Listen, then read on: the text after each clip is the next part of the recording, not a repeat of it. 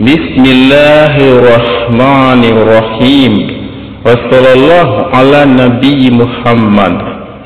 Abdurrahman ibn Auf Tala Lagri. L'une des 10 personnes à qui on a annoncé la bonne nouvelle qu'elles vont au paradis et fut les 8 premières personnes à embrasser l'islam. Il a été parmi les 6 conseillers qui ont choisi le calife des musulmans après Omar ibn al-Khattab radiyallahu anhu. Il était de ceux qui avaient autorisation de donner la fatwa alors que le prophète sallallahu alayhi wa sallam était encore vivant. C'est par son intermédiaire que le calife Omar radiyallahu anhu eut l'éclaircissement d'une situation embarrassante.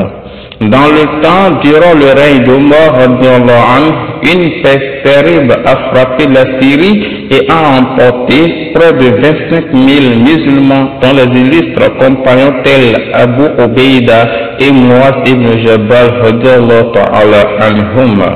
Omar était en route vers la Syrie, mais en chemin il fut informé que le pays était miné par la peste. Ne sachant pas quoi faire, il s'arrêta. Les compagnons autour de lui dans le temps avaient divergé sur ce qu'il fallait faire, avancer ou reculer. C'était à ce moment que Abdurrahman ibn Auf survint et informa toute la communauté d'un savoir très salvateur. J'ai entendu le messager d'Allah dit d'entrer par là où l'épidémie fait rage. Celui-là dont nous venons de parler est Abdurrahman ibn Auf, qu'Allah soit satisfait de lui. Avant son islamisation, on l'appelait Abd Amri ou bien Abd al-Kaaba selon d'autres variantes. Mais lorsqu'il embrassa l'islam, le prophète sallallahu alayhi wa sallam l'appela Abdurrahman. Abdurrahman ibn Auf est entré dans l'islam avant que le prophète sallallahu alayhi wa sallam entre dans la maison de Al-Arqam, et ceci 2 jours seulement après l'islamisation d'Abu Bakr as-Siddiq. Il goûta sa part de torture pour avoir suivi le chemin d'Allah. Comme tous les premiers musulmans, il endura ses souffrances et ne renia pas sa religion.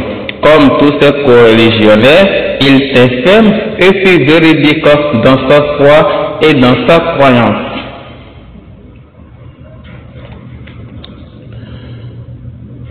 Il émigra 3 fois, dont 2 fois vers l'Abyssinie, pour sauver sa religion des persécutions perpétrées par les mécréants.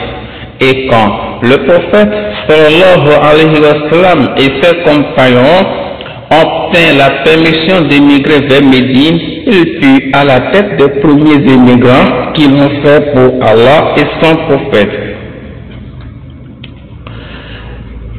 Et quand le prophète sallallahu alayhi wa sallam commença à faire la fraternité entre les muhajirines, émigrants et les ansars hostiliens, il le lia à Sa'ad ibn Arabi al-Ansari Kalalagri.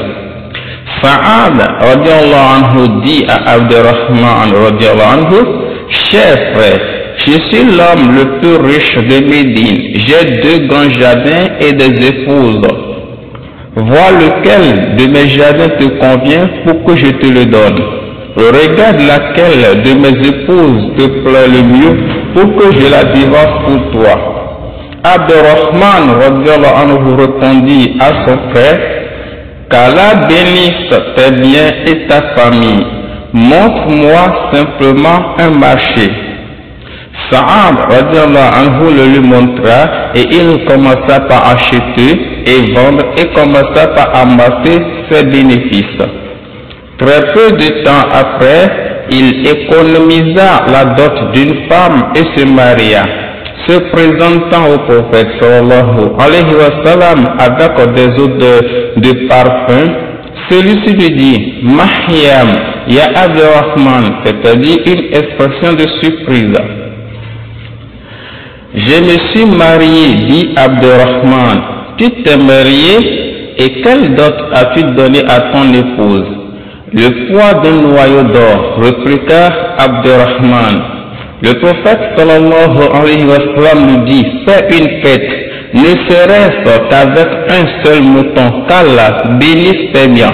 Abdurrahman dit, les richesses ont convergé vers moi à partir de ce moment à tel point que, à chaque fois que je soulevais une pierre, je m'attendais à trouver dessous de l'or ou de l'argent. Et le jour de Badr, Abdurrahman ibn Auf se battait comme il se doit dans le sentier d'Allah. Il réussit à tuer l'ennemi d'Allah, Umayy ibn Osman ibn Ka'ab at-Taymi. Et le jour de la bataille de Uhud, il tint bon quand les jambes des combattants étaient flageolantes et résista à la poussée ennemie quand beaucoup avaient fui. Durant cette bataille, il avait reçu une vingtaine de blessures graves. Certaines étaient tellement profondes. Dès lors, Abdurrahman ibn Auf devint boiteux. Il avait aussi perdu une dent. Mais comparé à la lutte qu'il a menée avec ses biens, le combat de Abdurrahman ibn Auf avec son corps serait très peu de choses. Le prophète sallallahu alayhi wa sallam a voulu préparer une mission d'hommes armés et s'adressant à ses compagnons, il leur dit, faites l'aumône, je voudrais préparer une mission.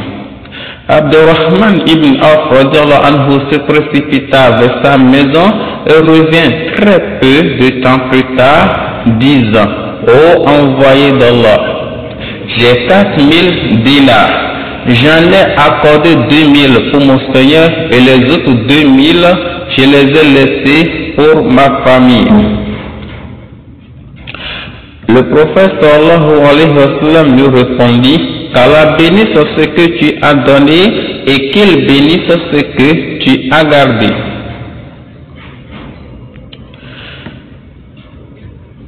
Le prophète sallallahu alayhi wa sallam décida plus tard la conquête de Tabouk, ville sur les frontières du Cham qui était entre les mains des Romains mais qui aujourd'hui fait partie de l'Arabie saoudite.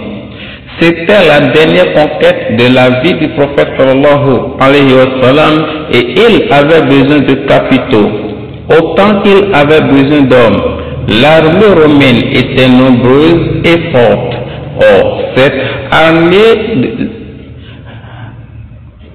Or, cette année-là à Médine a été une année de sécheresse et de grande famine. Le voyage était long. Les provisions étaient presque inexistantes. Les montures étaient très peu nombreux. À telle enseigne que quelques croyants s'étant présentés au prophète sallallahu alayhi wa sallam pour participer à l'expédition furent renvoyés faute de pouvoir trouver des montures pour les transporter. Ils retournèrent sur leurs pas, les yeux pleins de larmes, le cœur gros d'impuissance de ne pouvoir se battre et de ne pas avoir des biens à donner pour supporter l'armée. On les surnomma Al-Bataïn, les frères, et cette armée-là fut surnommée Jifra al-Usra, l'armée de la situation difficile. À ce moment, le prophète sallallahu alayhi wa sallam ordonna à ses compagnons de dépenser pour la cause d'Allah et d'en chercher la récompense auprès du Seigneur des mondes. Tous les musulmans se pressaient de répondre à l'appel du prophète sallallahu alayhi wa sallam et à leur tête Abdurrahman ibn Auf qui donna comme contribution la fabuleuse somme de 200 augias d'or. Umar ibn al-Khattab voyant cette noble action dit au prophète, je pense que Abdurrahman ibn Auf a commis un crime, il n'a rien laissé pour sa famille. Le prophète sallallahu alayhi wa sallam se tourna vers lui et lui demanda, as-tu laissé quelque chose pour ta famille, ô Abdurrahman? Oui, répondit-il, je leur laissé mieux que tout ça. Combien? Demanda le prophète. Je leur laissé ce qu'Allah et son prophète ont promis de grands biens et de bien-être. L'armée s'en alla vers Tabouk. Et là, Allah accorda à Abdurrahman ibn Auf un honneur unique qu'aucun autre musulman n'a eu.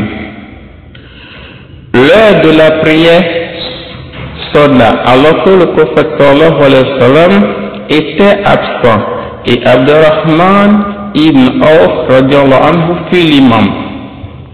Il n'a pas plutôt terminé la première rakat que l'envoyé sallallahu alayhi wa sallam rejoignit le groupe des prières. Il pria derrière Abdurrahman ibn Auf. Y a-t-il sur terre honneur plus grand que d'être l'imam du meilleur des êtres et le dirigeant des prophètes, Muhammad ibn Abdullah? Et quand le prophète sallallahu alayhi wa sallam rejoignit le Très-Haut, Abdurrahman ibn Auf s'occupa des intérêts des mères des croyants. Il s'occupait de tous leurs problèmes. Il les accompagnait au pèlerinage et embellissait leur haudège.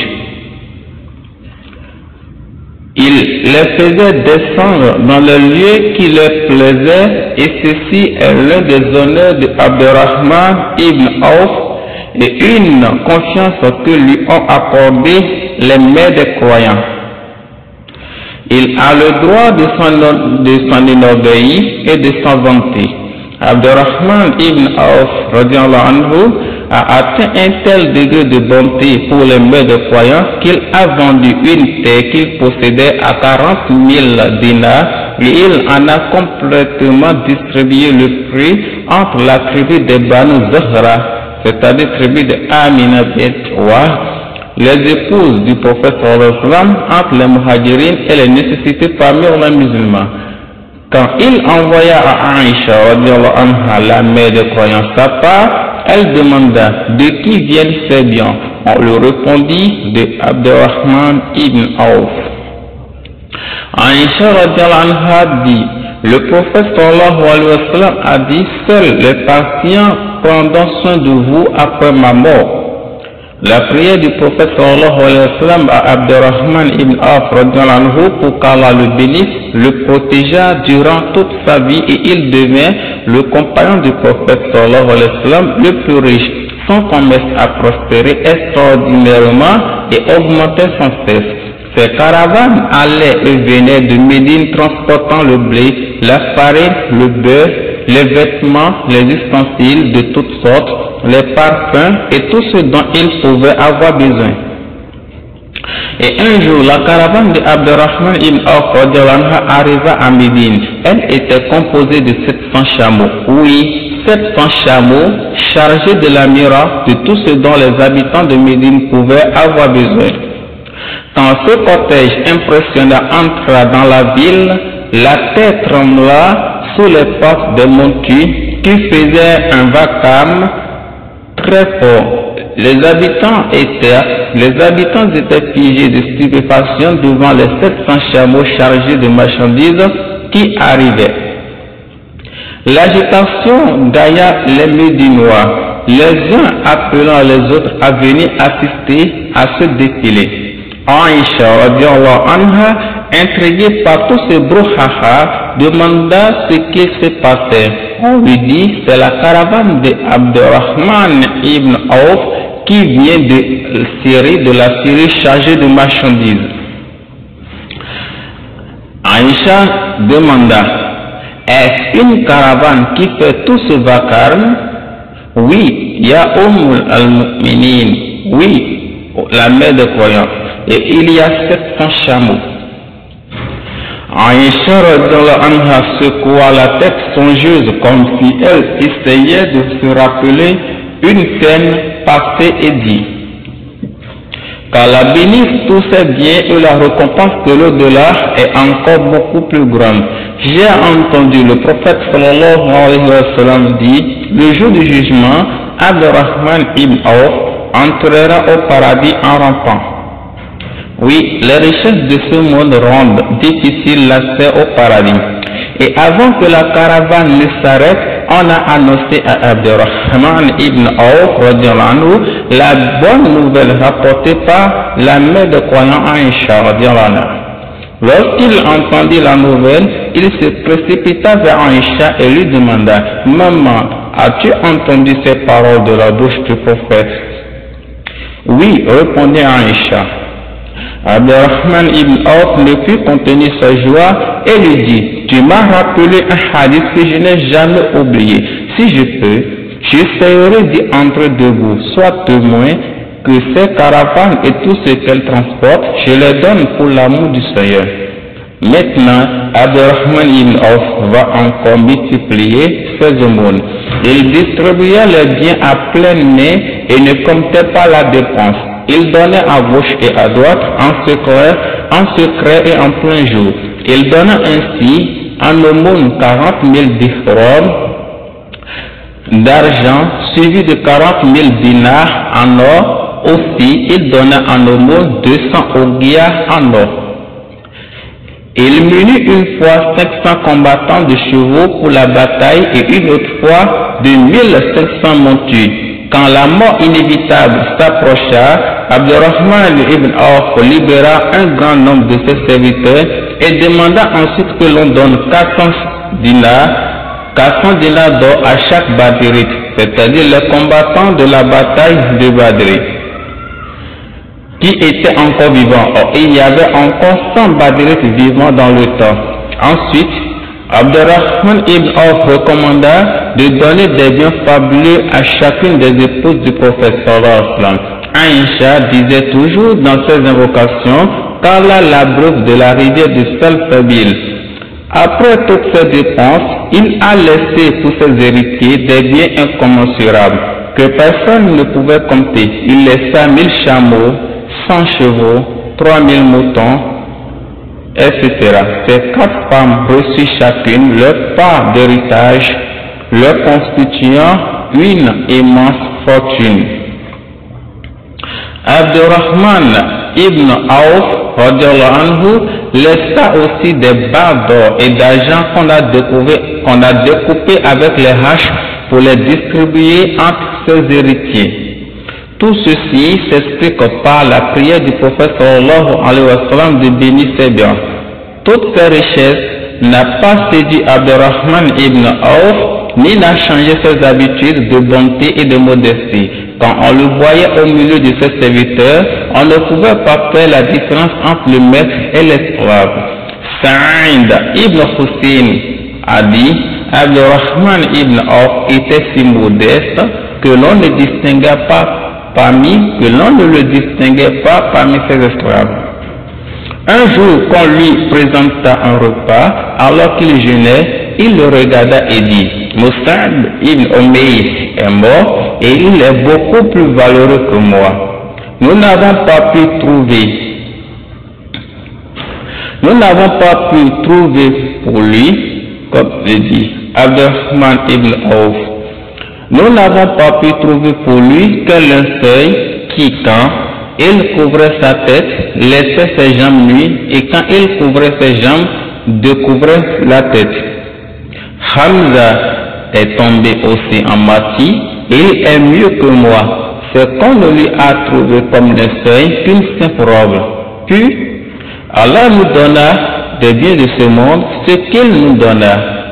J'ai peur que ma récompense m'ait été donnée à l'avance. Après ce propos, il se mit à pleurer et à sangloter jusqu'à refuser son repas. Enfin, en l'an 32 de l'Égypte, au moment où Abdurrahman ibn Auf alayhi l'âme, la mère des croyants Aïcha lui accorda l'honneur d'être enterré à côté du messager sallallahu alayhi wa sallam, d'Abu Bakr et de Umar. Mais Abdurrahman ibn Auf refusa à cause d'un serment scellé avec Othman bin Makhzoum.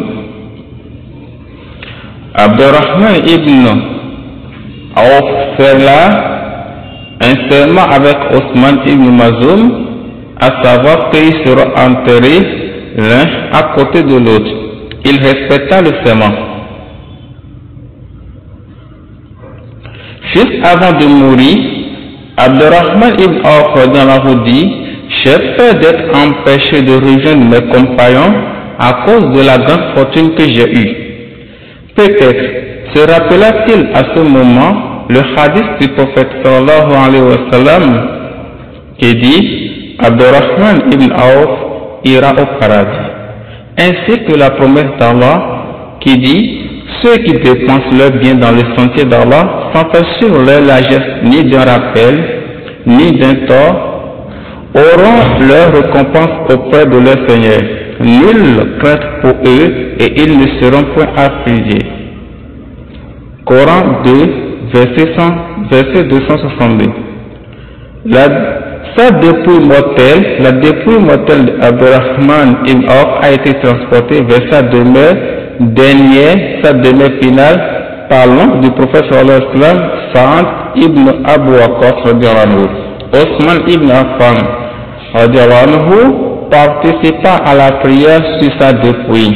De même, Ali ibn Abu Talib radiyallahu anhu, qui accompagna le cortège, répétant: tu as atteint le sommet et tu n'as pas été leurré par ses artifices. Qu'Allah te bénisse et te couvre de sa miséricorde.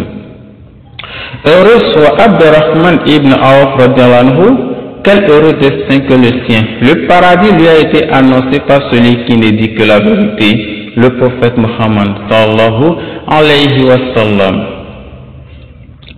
Il mourut probablement à l'âge de 115 ans et eut 4 femmes et dont 28 enfants, 20 garçons, 8 filles. On rapporta d'après Ibn Barakam qu'Abdurrahman ibn Awf avait affranchi près de 30 000 familles. Près de 30 000 familles qui ont survécu grâce au don de Abdurrahman ibn Awf. Telle fut la vie de Abdurrahman ibn Awf, nous vous avons raconté une partie de sa vie, espérant que vous en tirerez une grande utilité. Si les riches de nos jours pouvaient copier de la largesse d'Abdurrahman ibn Awf, les problèmes seraient moins, Inch'Allah, la pluie serait régulière et abondante, et les terres seraient beaucoup plus fertiles. Le récolte serait très bonne et la famine connaîtra de regrets. Qu'Allah nous guide dans le droit chemin. Grand remerciement à tous ceux qui ont contribué à la réalisation de ce livre. Alhamdulillah, wa sallallahu ala nabiyina Muhammad. C'était le groupe Moa Kada.